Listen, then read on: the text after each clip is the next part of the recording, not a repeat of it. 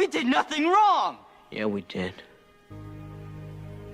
We were supposed to fight for people who couldn't fight for themselves. Okay, ladies and gents, so we are here this evening with a special guest. And that special guest just happens to be my daughter, Caitlin. Hi. And we're going to just have a little dialogue, and she's going to express some of her viewpoints and things that she has gathered from her environment growing up in a household with myself and with my wife. And of course, we're always going to begin with the text of the scriptures and use that as a common thread, if you will, or a starting point or a launching pad, if you will, into wherever the discussion goes, wherever the spirit leads. Yeah. So, KK, why don't you, introduce yourself? Yeah, my name's Caitlin. I am Nick's daughter. You're my dad. So if you hear me reference to him as dad, that's why. We were talking recently, and we thought that it would be interesting to have a segment where we ask each other questions that some people maybe would have. I know that we have different perspectives on life, not just in demographic, but in experiences, in knowledge, and ideologies. Yeah. As far as religion goes, I align a little bit more of the spiritual, not really putting a name to much sort of vibe, and you're very text familiar and very studied, which is something I admire a lot about you. Thank you, sweetheart. And I admire and I'm very proud of all of your accomplishments. So. I appreciate it. We also, on the political spectrum, I lean a little bit more liberal. Yes. You lean a little bit more conservative, but ultimately we got two things that kind of meet in the middle for us, and that's God and a lot of our ideologies, whether they be controversial or not, when it comes to talking it through, I find at the end of our conversations that we end up in a middle ground more often than not. And I think that's why I really wanted to do this with you. We're living in a really tough time right now in the world where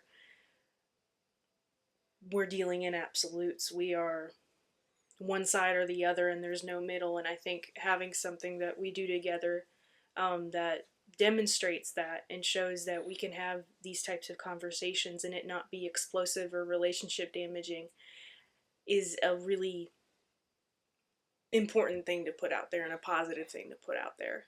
So that's why I'm involved with this, and I also love talking to you. I appreciate that. And just to give you all a little caveat to what my daughter just said, my wife and I decided when, I guess you guys were around teenagers, to allow, of course you can't really forbid somebody from having freedom of thought, but to encourage, freedom of thought, freedom of opinion, and freedom of ideology. Now, as the Torah says in Deuteronomy 11, I did teach you and give you this as a solid foundation to start from. In Proverbs 22, train up a child in the way he should go or she should go, and when he is old or she is old, they will not depart from it. Now, at the same time, teaching a child and training a child nowhere equals cramming things down a child's throat. Yeah. That, in fact, can create a response and a reaction that is unfavorable to the proper way to lead and mentor and coach in life, rather than trying to control and manipulate a child. And we never wanted to do that. Go ahead. And you never did. I think that it is a crime to use the love of God as a threat. If I was growing up and told all these terrible, horrible things, and sandwiched with God loves you, but then also God's going to do these terrible and horrible things, and it's a threat, and it's constantly a threat. Maybe when I grow up and away, become an adult and move away from my family, that I will also then move away from God, because I am then associating God with all these big and terrible things. But me growing up with you as a father, I never knew a world where God was terrifying. God is almighty, but I never,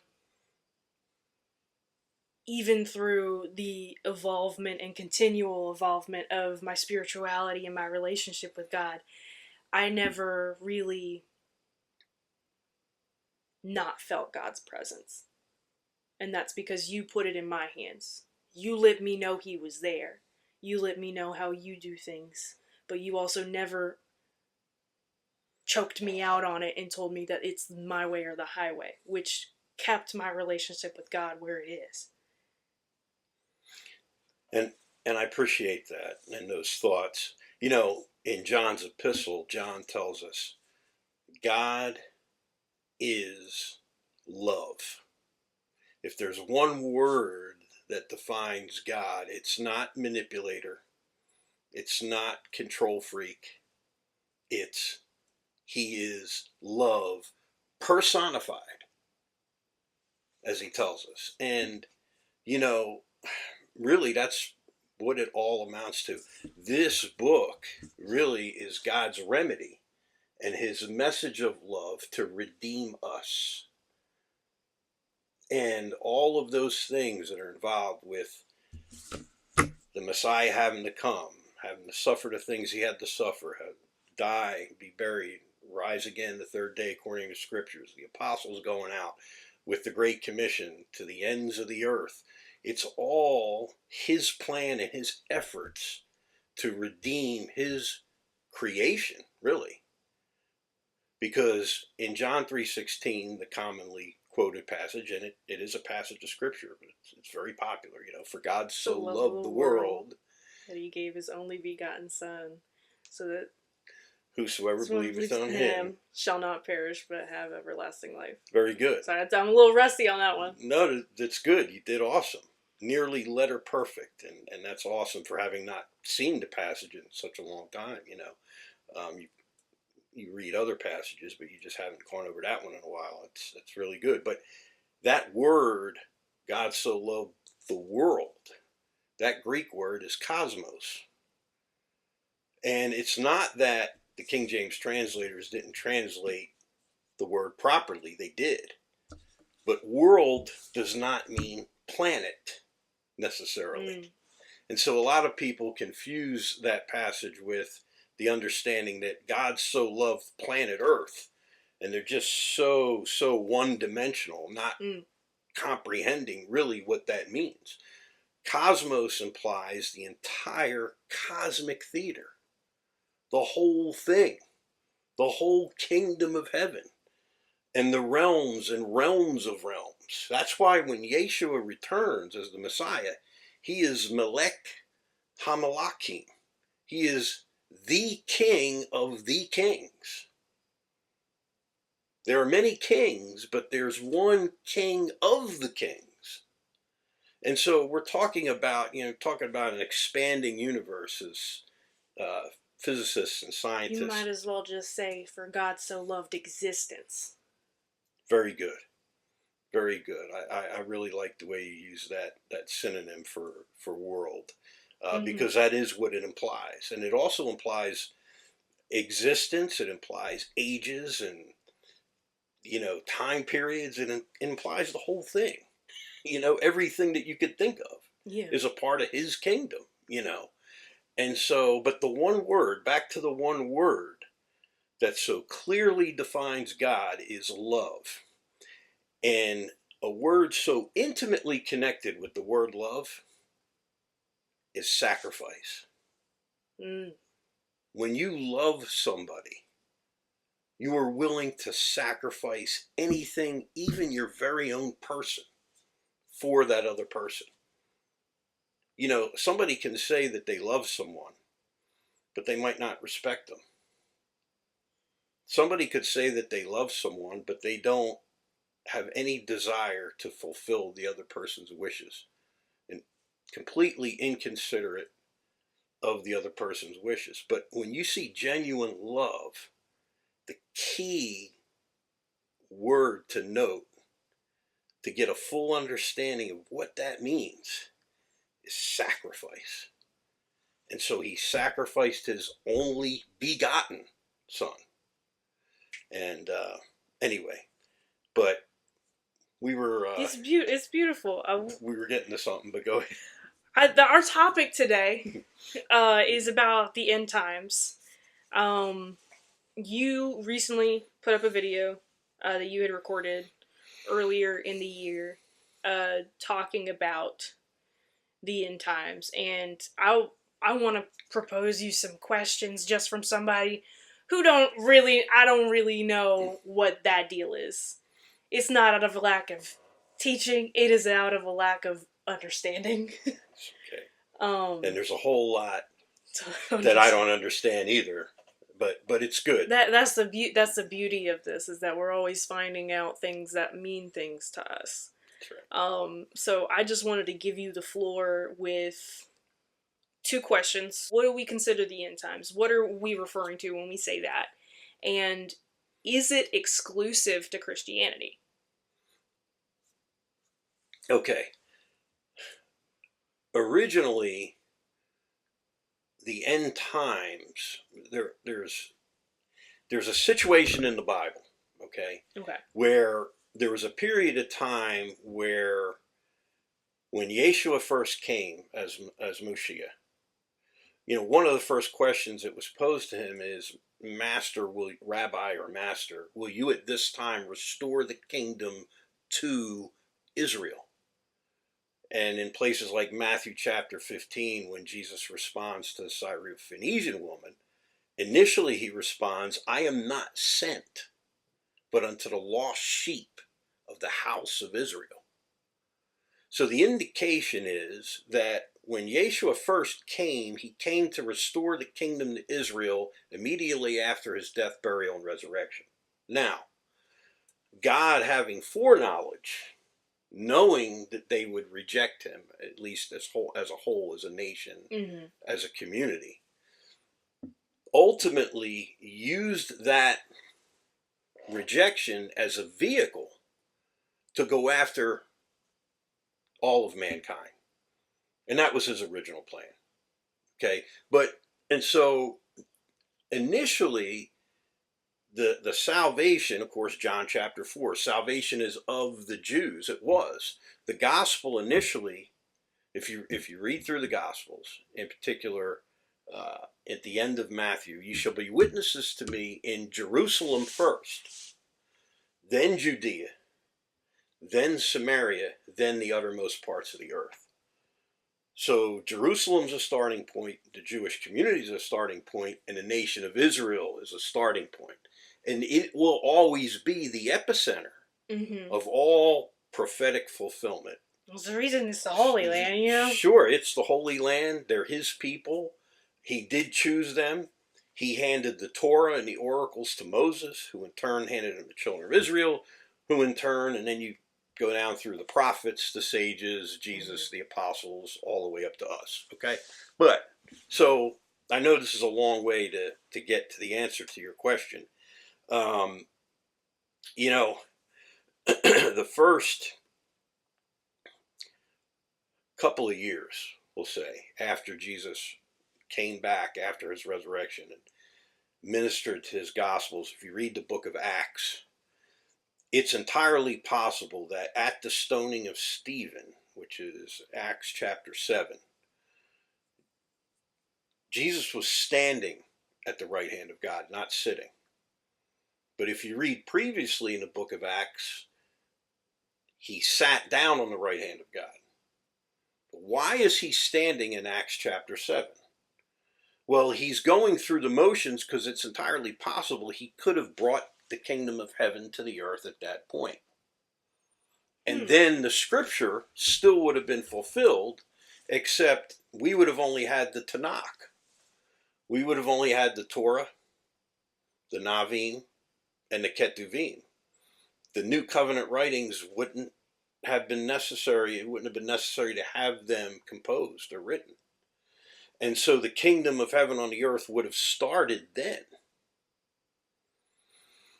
And it gets kind of complicated because you get into all these other views, you know, premillennial, postmillennial, amillennial, preterist viewpoints, pre-trib rapture, post-trib rapture, mid-trib rapture. And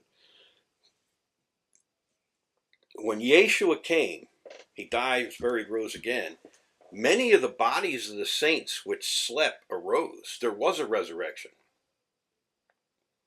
There was a resurrection when Christ rose again from the third day. He brought with him the first fruits. And of course, Corinthians tells us in 1 Corinthians 15, of course, it would never have been written because it wouldn't have had to have been. Mm-hmm. And then the question is, would Paul ever have been saved? And I believe he would have been, because he was separated from the very beginning to be an apostle. Mm-hmm. So, but somehow Paul would have been saved, but we would have only had the Torah, the Navim, and the Ketuvim, and all those prophecies in Malachi, in Zechariah, that prophesy about the branch, and then Isaiah chapter 11, you know, unto us a child is born, etc. Or, excuse me, Isaiah 9 and Isaiah 11. He shall be called Wonderful Counselor, the Mighty God, the Everlasting Father, the Prince of Peace. And then, you know, you have the passage in Isaiah 11 about Netzer, the root meaning of branch, you know, and then him being from Nazareth. But all those prophecies would have been fulfilled, and the kingdom of heaven would have been brought to the earth.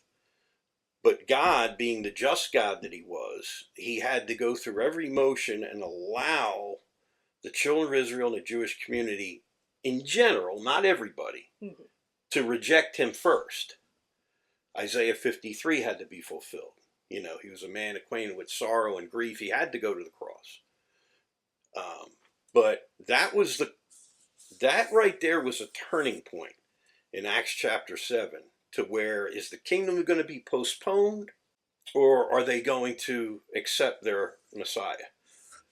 So just repeating back in a lot more layman's terms, as far as what I'm understanding, is that it sounds like to me what you're saying, or how I'm receiving it, is that whether or not the people had rejected Jesus was God sort of testing the temperature of whether or not we as a people were ready for heaven on earth. That's true too. And there's a little bit of, and I'll say that I do subscribe to some of the tenets of Calvin. I would call myself a moderate Calvinist, but more specifically, I appreciate Rabbi Akiva's position on the difference between, when I say Calvinism, free mm-hmm. will and election, or free will versus election. Yeah. You know, God's sovereignty versus, you know, how much fluidity do we have to make our own choices, etc. Mm-hmm. But I appreciate Rabbi Akiva's position. Everything is foreseen, but free will is granted. End of discussion. Because, you know, the Western theologians, Western Christianity has a tendency to want to debate that subject and fill volumes up with the debate. Mm-hmm. But the truth is that it's ultimately a mystery. We can't comprehend it all, mm-hmm. and all the little nuances and things involved with that debate. But both are true. And so if we look at it this way, the scriptures had to be fulfilled. God is sovereign, but he allows us to choose whether or not to accept him. Okay, Matthew 23. O Jerusalem, Jerusalem, thou that killest the prophets and stonest them which are sent unto thee, how often would I, Jesus said, have gathered you together as a hen gathers her chickens under her wings, but ye would not.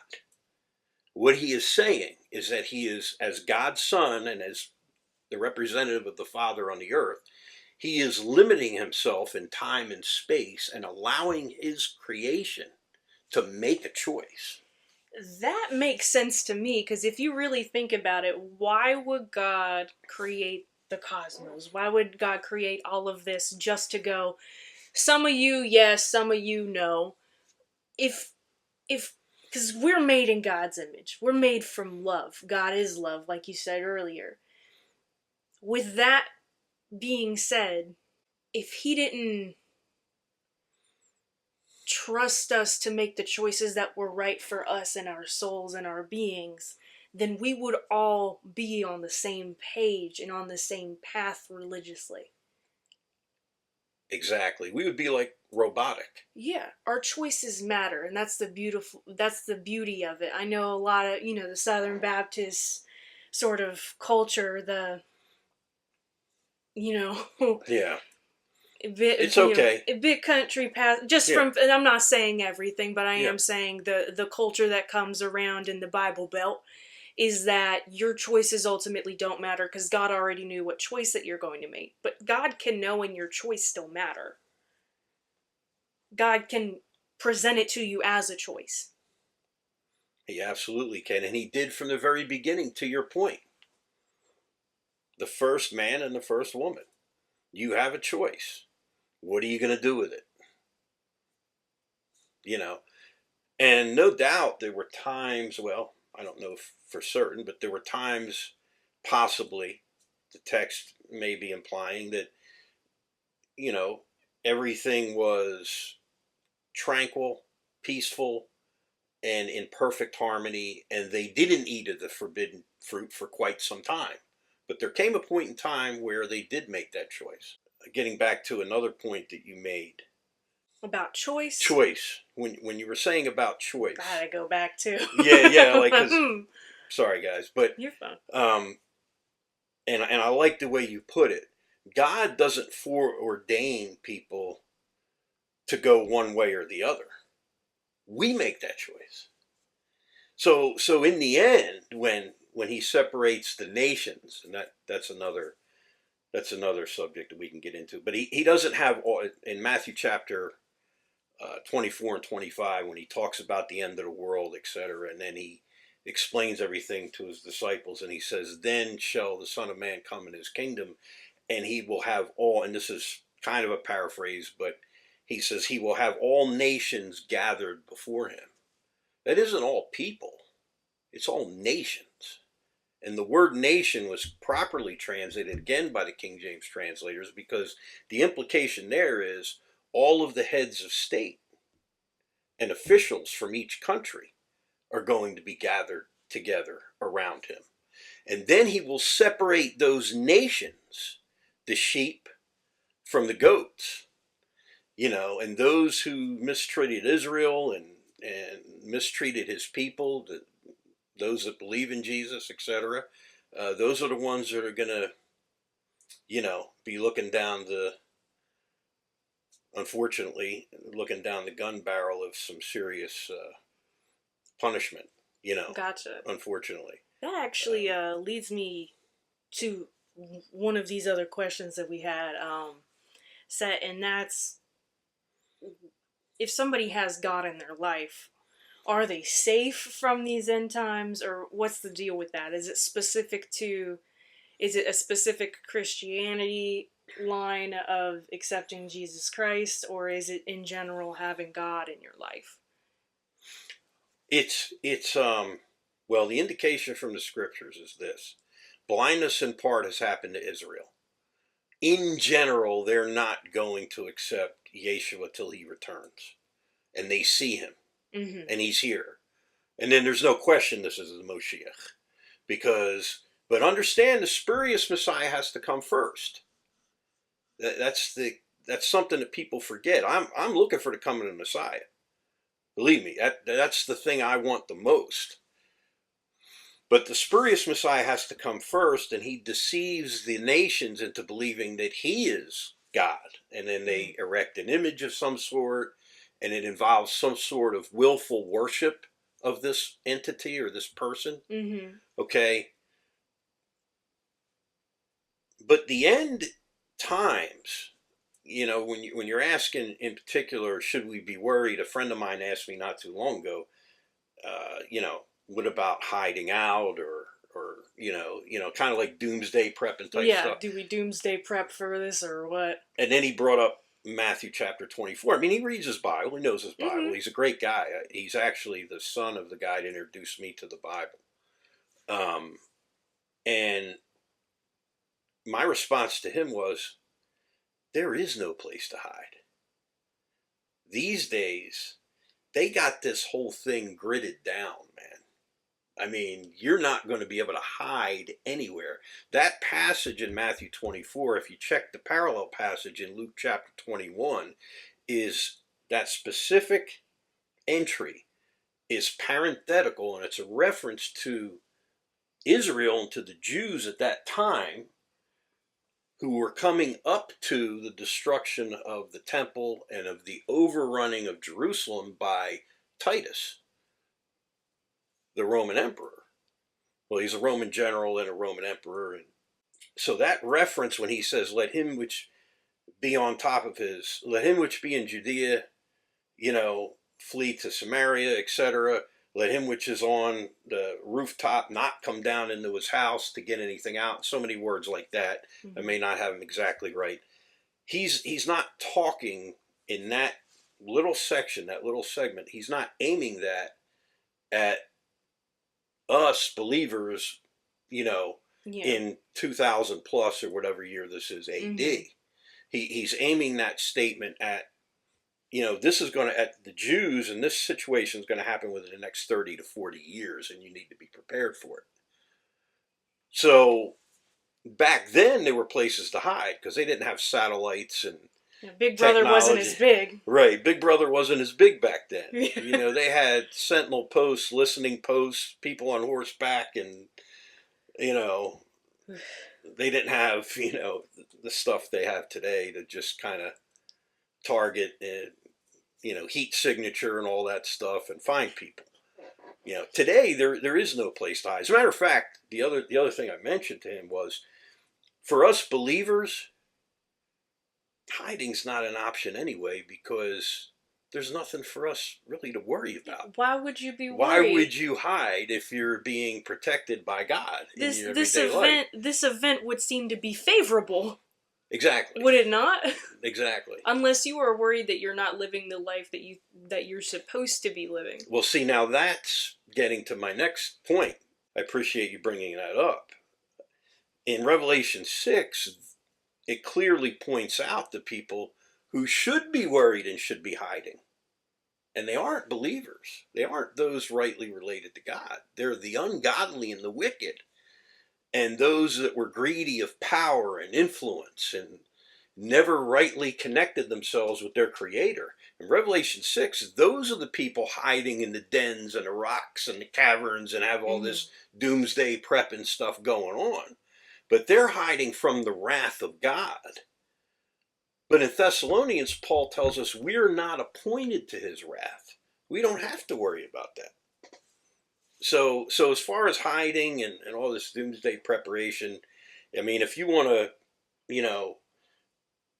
put together some logistics for a few weeks in case, a flood comes in your area or a storm or, there are earthquakes in diverse places and things of that sort, so be it. You can do that. But as far as like full on doomsday prepping, trying to go off grid, there is no off grid today. Number one. Number two, if you're a believer, you don't have to do any of that. It's the wicked that should be worried about fleeing and hiding from the wrath. The wrath isn't, you're not appointed to it. The wrath isn't predetermined to be upon somebody who's rightly related to their Creator. So I know that was kind of a long way of answering a short question. But that's what I wanted to hear, That section is really just telling the people reading. It's like an email about an event coming up. It sounds like to me it's more of a notice and a warning about what's going to go on around you rather than a warning for you. like an apartment saying, hey, we're going to cut some trees down around the units, you know, so just maybe move your car or something, but they're not deliberately going to be throwing branches at your car. Right. That's exactly right. You're not the tree. That's right. Very good analogy. That's right. As absurd as it is, that's how I received that. As far as, are we getting raptured or anything? It's like, if you are aware and you are cognizant of it and have a relationship with God, it seems like you really shouldn't be as worried as you think. No. And by the way, you mentioned rapture, and I appreciate that. That's a real thing. Harpazo, to be caught up, or caught out. And the idea there is that, you know, when the Messiah returns, and he is the entering in and bringing into this realm, if you will, the Messianic age. That's one of the things going to happen simultaneously. That's why it says in 1 Thessalonians 4, you'll meet him in the air.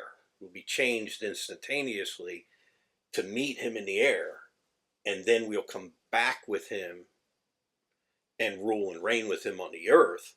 But when he brings that kingdom down to the earth, you won't have to go looking for him.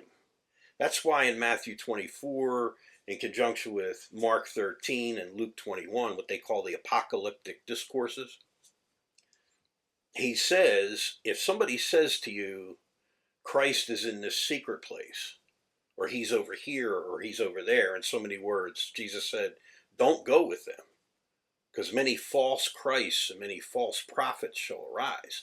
You don't have to look for the Messiah. When the Messiah returns, he has a way and a mechanism to bring you to him. You know, there won't be any. It's saying, trust me, you'll know. You'll know. You won't be questioning. That's you'll right. know. That's right. And anybody that has a fear of heights, well, get over that fear real quick, because, you know, anyway, you won't have that fear when you're transformed, so it won't matter anyway. I wouldn't think so. Well, I think we covered what I wanted to cover today. Was there anything that you wanted to touch on before we close out? I think we have covered all the bases. Yeah.